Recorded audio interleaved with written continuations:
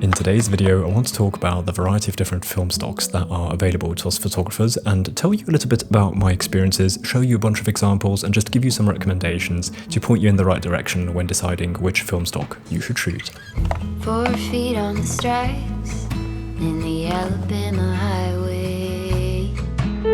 So, if you are an experienced film photographer that is 15 different film stocks deep into this irresponsibly expensive hobby, what are you doing here?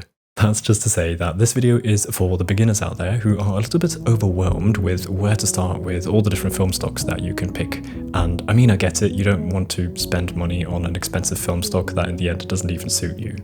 And if that is your situation, you are in luck because I have already bought and tried quite a few different film stocks, and so I'm hoping that I can save you some time and money with this video. Just so you know, I'm only going to cover 35mm film stocks in this video because that is what is most commonly shot and what I have experience in. Let's begin with the color films, and later in the video I will also cover some black and white film stocks.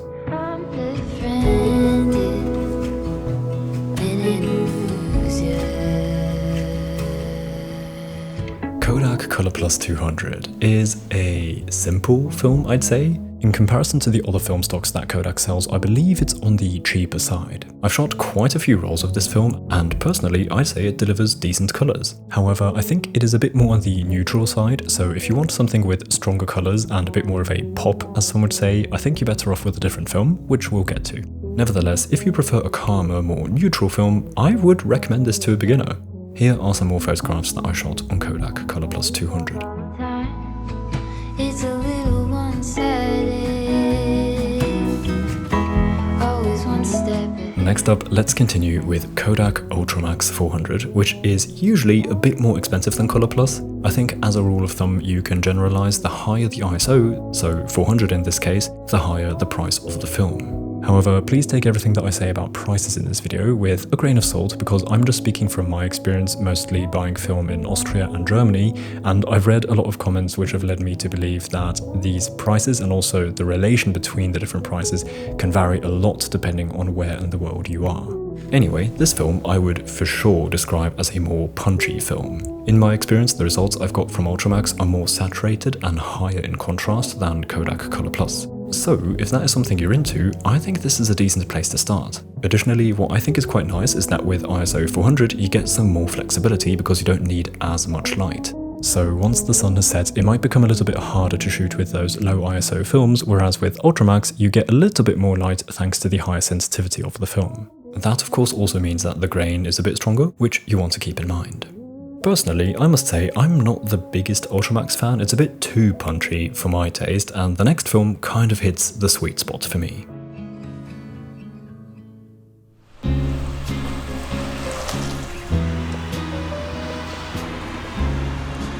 Kodak Gold 200 is my personal favourite Kodak film. I have other films that I like just as much from other brands, but we'll get to those a little later. For me, Kodak Gold is just right and appears to me to have qualities right in between Color Plus and Ultramax. It's more saturated and punchier than Color Plus, however it's not as intense as Ultramax. This is not anything I can scientifically back, I'm just speaking from my experience. After shooting many rolls of these 3 film stocks, I've come to love Kodak Gold the most. By the way, something important that I would like to make clear in this video is that these examples I'm showing you are just one of the many ways a film stock can look like. It's in the nature of film photography that results vary even when shooting the same film stock because even just the conditions you shoot in can make a huge difference already. However, more importantly, if you do not scan your photos yourself and instead let a lab do it for you, your photos are going to be edited according to them, and so that can lead to your Kodak Gold photos looking quite different to my Kodak Gold photos. However, because I scan my photos myself, I think I have gathered quite a lot of experience in the way that I can see that my Kodak Gold negatives are usually more saturated than my Color Plus negatives, but less saturated than my Kodak Ultramax negatives. And so when showing you these results, please do keep in mind that there are so many factors which led to the photo looking the way it does. It's not all the film stock. This is what a Kodak Gold photo can look like, not what it necessarily will look like. Shiny seas don't mean a thing. Next, let's continue with the more expensive Kodak film stocks. Don't worry, I will be getting to other brands, but instead of jumping around, I thought it might be better to just go through the film stocks in a structured manner and show you all the Kodak film stocks first. So with the expensive Kodak films, I mean the Portra lineup, which includes Portra 160, Portra 400 and Portra 800. Portra 160 I think is a great versatile film with really good quality, however it's more on the neutral side. I feel like the results I get with Portra 160 are a wonderful base that invites me to add a little bit of editing in post on top, whereas the first 3 film stocks I talked about seem to have their look more baked in already. Here are some examples of Portra 160 photos that I've shot. I like them, however personally I actually enjoy how Kodak Gold has a bit more character already in the negative, and so when also considering the price I would not particularly recommend this film to beginners. It's definitely worth shooting at some point, but maybe not worth it when you're a beginner.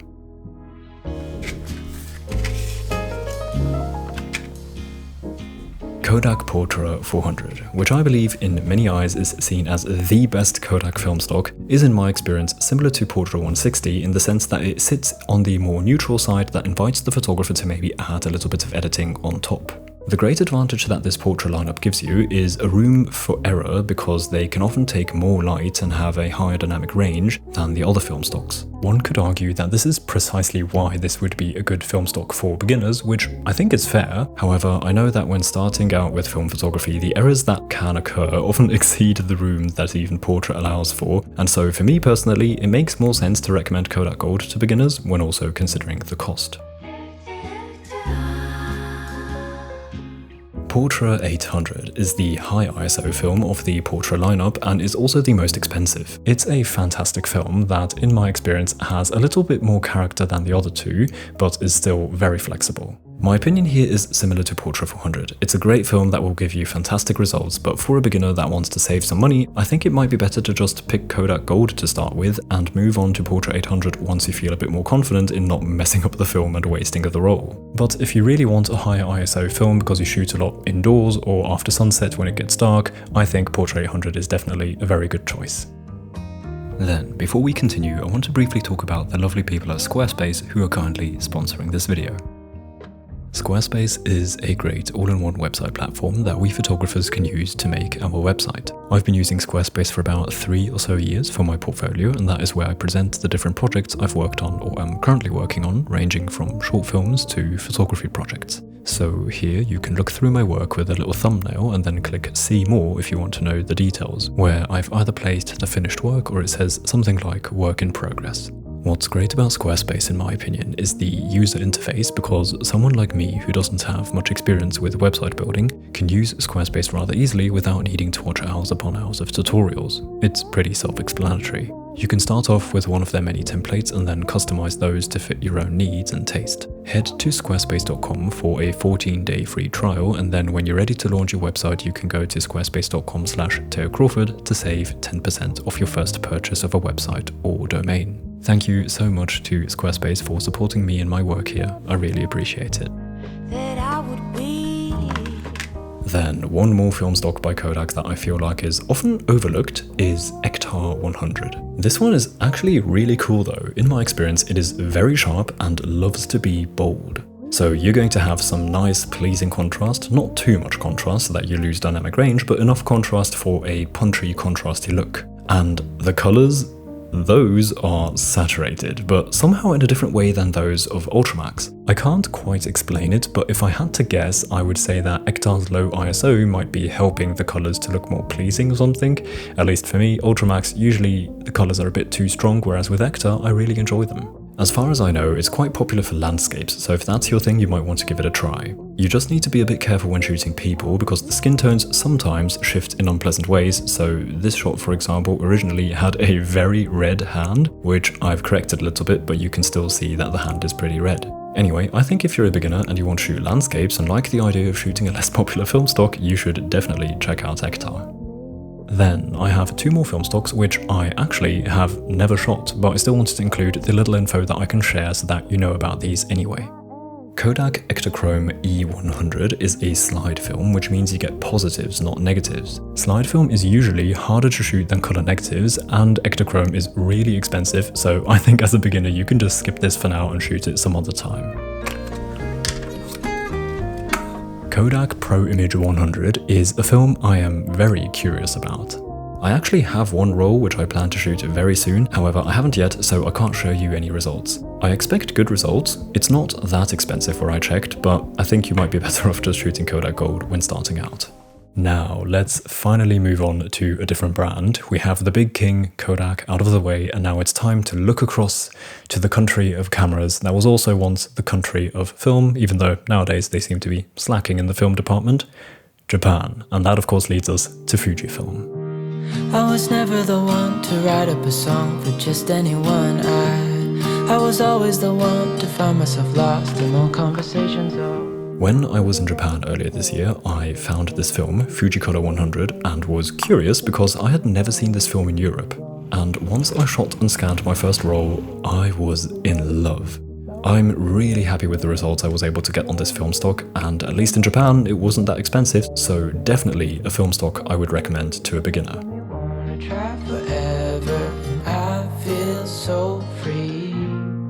Then, continuing in the Fujifilm lineup, we have the one with the long name, Fujifilm Superia Extra 400. And this, in my experience, is a bit like the Ultramax of Fujifilm. It's a bit punchier and a bit more saturated than the other Fujifilm stocks. However, I still quite like it. Also, by the way, in general, it appears to me that Kodak film stocks overall lean more towards a warm yellowish look, whereas Fujifilm is less warm and often leans greenish. Guess I finally learned my lesson. Another film stock that I could finally try out this year in Japan is Fujifilm Premium 400. This seemed like the calmer, more neutral sibling of Superia Extra. It's a solid film that can give wonderful results. I once brutally overexposed this by mistake because I had set the ISO in my light meter to 50 instead of 400, and later was surprised how clean that overexposed frame resulted, so I guess this film can take a lot of extra light. However, it is a bit more expensive, so for a total beginner, I think I'd recommend Fujicolor 100 over this one, except you want the higher ISO. If you want ISO 400, I personally prefer this one over Superia 400, even though I need to emphasize that the difference isn't that big. Then, two other mentions from Fujifilm that I want to add in this video are their slide films, Fujifilm Velvia and Fujifilm Provia. I just recently shot my first roll of Fuji Velvia, however I don't really want you to rely on my results here because that was just the first time, so I haven't been able to compare this film stock across a variety of different situations. But here I'd say the same as with Ektachrome, these are harder to shoot than color negatives and they are way more expensive, so maybe not ideal for a beginner. But as far as I can tell, if you like magenta, you might want to try it out at some point. So that's enough on Fujifilm, and now let's move on to the smaller brands, one of my favourite being Lomography.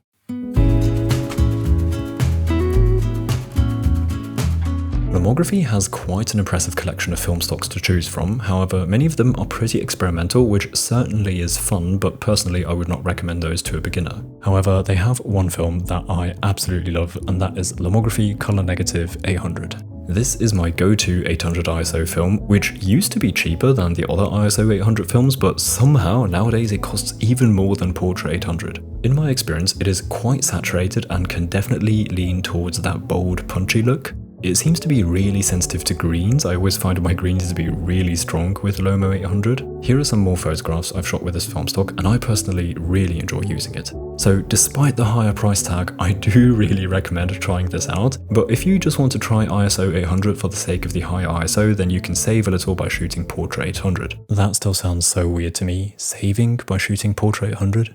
In what world is that the reality? By the way, just so you know, Lomography also has an ISO 400 and an ISO 100 film, which I haven't shot yet, but as far as I can tell from the photos I've seen online, the look you get seems pretty similar, just your ISO isn't as high, so I presume that means weaker grain. Then, the next brand I want to talk about is going to add a little bit of controversy to this video, CineStill. CineStill is a company that buys motion picture film from Kodak and then changes them in a way so that we can get them developed the same way that we develop our other films. They've just been in some controversy recently because they've been suing smaller companies for, I think, silly reasons or something. I don't really know the details. Anyway, I still think it's worth mentioning their existence, especially their most popular film, CineStill 800T. The T stands for tungsten, which means that the film is not balanced for daylight, instead it is balanced for tungsten light. So it can deliver really cool results in the night, whereas during the day your photos will be pretty cold and blue looking. They also have CineStill 50D and CineStill 400D, which are, as the D suggests, daylight balanced. Something worth noting about CineStill is that the process they put the film through results in contrasty bright edges in the frame being surrounded by a red halation. I've never shot the 50D or the 400D, so I can't show you anything, but as far as I remember, CineStill is quite expensive, and the look is special in a way that I think I'd probably not recommend this to a beginner, except they know that these films are precisely the style that they're looking for. An alternative to CineStill 800T that I shot in Japan is this film called Cyberpunk 640T, which I'm guessing is the same Kodak motion picture film with the remjet layer removed, which causes the red halations. Just wanted to throw this one in as a neat bonus and a possible alternative. However, this film does seem to be pretty hard to come by. I just randomly found this in a shop in Japan. Next, an honourable mention I would like to include is PoPho's Luminar 100. This is another rebranded Kodak film, however it's not the Kodak motion picture film, instead it's Kodak Aerocolor, which I still don't entirely understand what that is. Kodak has this fact sheet online that describes it as a film for general use in medium to high altitude aerial mapping and a bunch of other stuff like geological studies. I have no idea why film specifically is needed, but the point is that this film can only be bought in bulk, and so companies such as PoPho do that, repackage the film and then sell it to us normies. So all the film brands that I think do the same with Aerocolor are Electra 100 and Santacolor 100. The nice thing here is that these films are often pretty cheap depending on your location. PoPho, for example, is based in Canada, so if you're based in Canada, I think this could be a nice film stock to try out, even as a beginner. Anyway, there are so many more colour films out there, but I think I've covered the most important plus a couple random ones, and I think in this video there is no need to dive even deeper. So, lastly, let's talk about black and white film. Black and white film photography is also a great way to start, I think, and black and white in general is a type of photography that I've really been slacking on. I don't have many rolls to show you, but a few.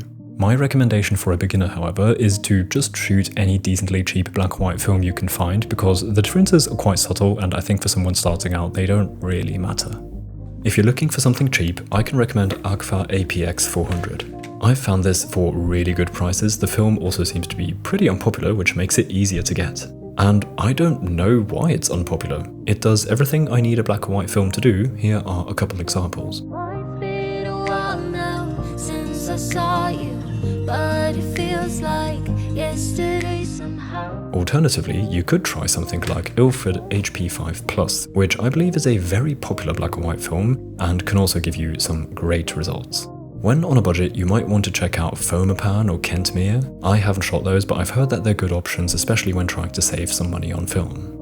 Two more black and white films I can introduce you to, and actually show you some of my photos, are Kodak T-Max 400, which is decent, but honestly to me is just another black and white film, and Fujifilm Arcos 100. Arcos 100 is also just another black and white film. The only thing that I noticed when I shot this is that it appeared to be really sharp, meaning sharper than the other black and white films that I've tried.